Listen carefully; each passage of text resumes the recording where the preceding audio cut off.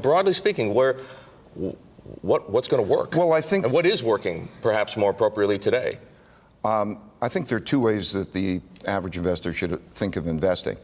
One is, are you going to create a good strategic asset allocation mix that is a balanced portfolio? That means that you're not going to go to the betting table and bet against active investors like me. Look, I'm scared of being wrong in the markets. It is not easy to win in the market.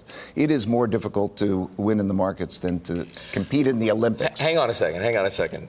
You guys have an extraordinary track record of winning. Yeah. Is it harder to compete in the markets today than it has been since you founded Bridgewater? No, I don't think so. Really? Not the way we do it.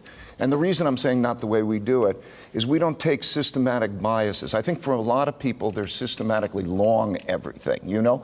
And so we have a world in which when the world gets bad, it's bad for them. In 2008, it was great for us. I don't know, we had nearly a 10% return in 2008. So we have the opportunity to go either way. We just may be wrong if we're wrong. So I'm so scared about being wrong that it has helped reduce my chances of being wrong because I'm so scared. I won't take bets that that I don't feel good about, and we diversify our portfolio, and that's how we have the track record. I was just commenting in terms of, I see. Let's say, you asked me about investors. So I'm trying to go back what an investor should do. Well, and what you think is appropriate for your here's investors, what you guys are doing. Well, I want to just convey to investors. I think in the average investor, most everybody, don't compete against pros like ourselves or other people. Don't making tactical asset allocation bets or moving around in the markets because you're probably going to lose. It's difficult for us. Just buy beta for 15 basis points? No, you have to have a balanced portfolio. In other words, think about how you're going to have a balanced portfolio. What you know is that asset class as a whole, over a period of time, are going to outperform cash. Okay, that's the most thing that you could be most comfortable with. If they don't, you have a depression. The only times that hasn't happened. But to know how to achieve a balanced portfolio, and that's a whole other subject I don't know that you want to go through. If you're talking about tactical bets, in other words, I can come on the show and I can say, I think this is good.